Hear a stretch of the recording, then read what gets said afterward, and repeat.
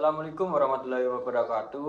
Perkenalkan, nama saya Dimas Saprakehan dari Universitas Mahaputra Muhammad Yamin Solo. Program studi pendidikan bahasa Inggris. Di sini saya akan melakukan observasi dan interview terhadap salah satu siswa di SMA Solo. Di sini saya sudah bersama siswa di SMA Solo. Silahkan memperkenalkan diri. Kenalkan, saya Azam Al-Ghifari. Saya bersekolah di SMA 1 Hubung dari kelas 3 dan berumur 18 tahun. Baik, bisa saya panggil Azam.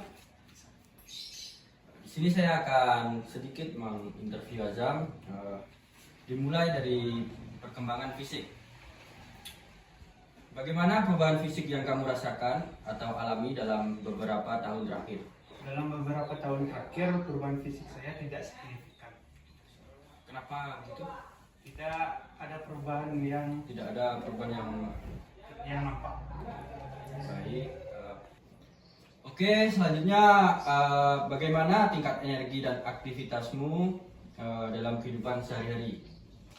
Energi saya sih lumayan lah, Pak. Bagus. Bagus. Bagaimana aktivitas fisikmu? Aktivitas fisik Dalam sih kehidupan sehari-hari atau jarang berolahraga sih, Pak. jarang berolahraga? Jarang beraktivitas semua. Oke. Next, aktivitas fisik atau olahraga apa yang paling sering kamu lakukan? Paling sering sih biasanya main futsal, Pak. Main futsal, berarti hobi main bola ya? Hobi lah, Pak. Atlet kamu, bukan? Bukan, Pak. Sekedar hobi aja. Sekedar hobi. Oke, next, selanjutnya, apakah kamu memiliki kebiasaan tidur yang teratur? Teratur sih kurang nih, Bang. Kurang. Berapa lama biasanya kamu tidur? 6 jaman lah, Bang. 6 jam. Kenapa bisa kurang teratur? Ya, sering main gadget sih, Bang. Sering main game, begadang. Oke. Oke, next, untuk yang kedua adalah perkembangan kognitif. Ketika menghadapi masalah, bagaimana biasanya kamu mencari solusinya? Cari solusinya, Jika ada masalah, gimana kamu mencari solusinya? memikirkan masalah tersebut sampai selesai dan bertanya ke orang lain. Jadi kalau ada masalah, bertanya ke orang lain dulu ya. Ya, dipikirkan dulu, Bang, baru bertanya. Oke. Selanjutnya, apakah kamu lebih suka menghafal informasi atau memahami alasan dan konsep di balik informasi tersebut? Lebih suka memahami, Bang, daripada menghafal. Lebih suka memahami. Iya, Bang. Mengapa demikian? Karena kalau sekedar hafal kita tak akan ngerti, Bang. Oke. Oke, selanjutnya bagaimana kamu menghubungkan pelajaran yang dipelajari dengan kehidupan sehari-hari? Kalau pelajaran sehari-hari mempraktekannya, Bang. Seperti ilmu agama, Bang. Jadi dari ilmu agama itu bisa kamu terapkan dalam hidup ya? Insya Allah. Oke. Selanjutnya, apakah kamu mampu memahami sesuatu masalah dari sudut pandang orang lain? Tergantung masalah ya, Bang. Tapi nggak tahu juga lah, kan setiap orang berbeda-beda pandangannya. Oke, selanjutnya ketika memiliki pendapat yang berbeda dengan orang lain, bagaimana kamu menjelaskan pendapatmu? Menjelaskan secara baik-baik dan jelas, Bang. Jadi kalau ada perbedaan pendapat, kamu jelaskan dengan baik-baik. Jelaskan kalau orang tersebut tidak mau menerima, ya terserah dia. Jadi awalnya kamu menjelaskan dulu secara baik-baik ya. Mau diterima atau tidaknya berarti Urusan dia. Ya. Oke, selanjutnya perkembangan sosial Azam ya. Iya. Bagaimana hubunganmu dengan teman-teman di sekolah? Baik atau gimana? Baik sih, Bang. Tidak ada masalah-masalah, tidak ada. Apakah kamu mudah berteman dengan orang baru? Mudah. Mudah. Mengapa bisa mudah? Jika orangnya sefrekuensi dengan kita, mudah ya, Bang. Jadi kalau orang tersebut sefrekuensi dengan Azam, Azam mudah bergaul dengan orang tersebut. Oke. Selanjutnya, bagaimana cara Azam menyelesaikan konflik atau perselisihan dengan teman? Bicara baik-baik dulu, Bang. Cara baik-baik dulu. Cara baik-baik. Jika tidak bisa bicara baik-baik, bagaimana? Dibiarkan saja atau gimana? Dibiarkan saja ya bang. Dibiarkan saja. Oke. Nanti lambat laun kan pasti akan Oh iya. baikkan. Oke, seberapa penting penerimaan teman bagi dirimu? Penting sih bang, tapi harus memilih-milih temannya. Kayak gimana tuh memilih-milih teman tuh? Kalau orangnya baik dan positif lah bang, Ya. nah, kita bisa berteman. Kalau temannya agak jahat sih bang, Agak buruk sifatnya ya. agak buruk bang, nggak ada hubungan sama kita. Bagus, bagus, bagus. Apakah kamu pernah merasa harus menyesuaikan diri agar dapat diterima oleh kelompok teman? Harus bang. Harus. Kenapa demikian? Nah ibarat pepatah Minang bang, Nah. gimana nih? Lima bumi dipijak di situ lagi. Oh. Saya harus pandai beradaptasi. Ya, betul sekali. Jadi harus pandai-pandai menyesuaikan diri ya sama lingkungan Ya. sekitar ya. Oke. Untuk selanjutnya yang saya tanyakan adalah perkembangan moral dari Azam ya. Menurut Azam, apa arti benar dan salah? Benar itu, yang jelas kalau benar itu fakta bang, dan Fakta. diterima oleh banyak orang. Nah, Itu saja sih bang. kalau salah itu gimana? Kalau salah itu tidak sesuai dengan fakta, terus itu sih bang. Oh, berarti kalau benar itu sesuai dengan fakta.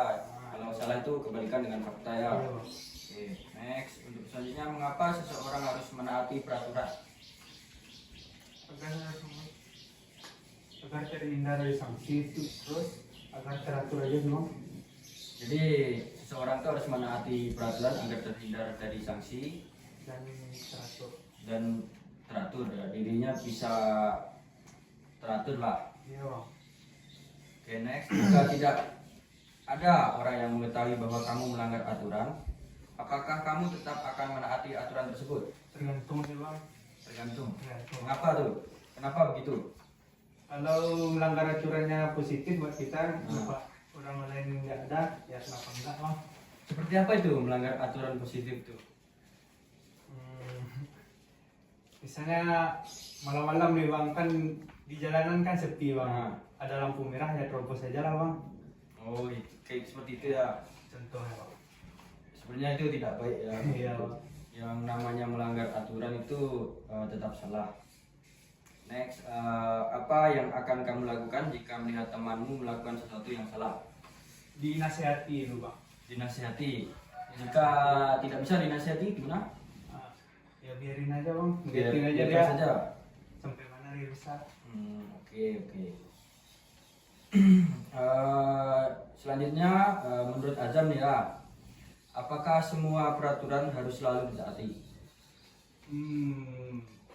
Kalau aturannya berdampak negatif sama kita, ya sebaiknya nggak usah bang. Tidak. Berarti kalau aturan tersebut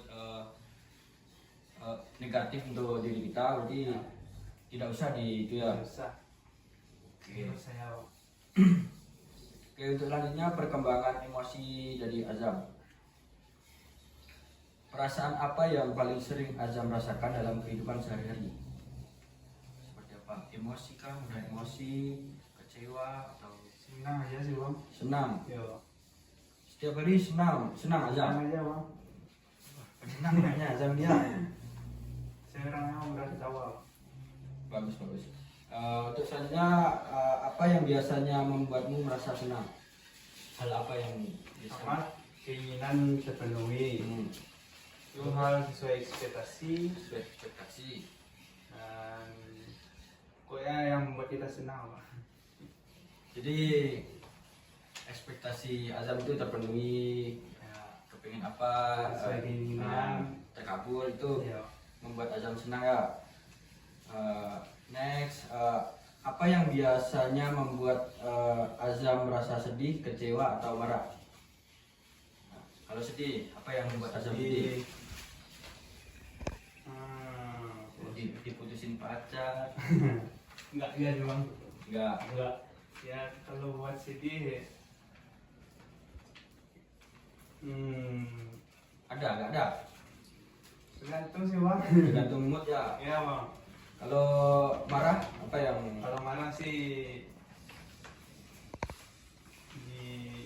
kalau ada hal-hal yang mengganggu kita lah bang. misal temenin dengan kita Iya bang. marah Azam ya. Marah bang. Nah, selanjutnya bagaimana biasanya kamu menunjukkan perasaan ketika sedang marah atau kecewa? Biasa lebih banyak diam sih bang. Oh, berarti kalau sedang marah atau kecewa itu diam aja Azam ya. Jangan pergi Menyendiri. Iya aja bang. Terkadang diam itu adalah solusi. Iya bang. Last pertanyaan terakhir nih. Oke bang. Apa yang biasanya kamu lakukan untuk menenangkan diri ketika sedang mengalami emosi negatif?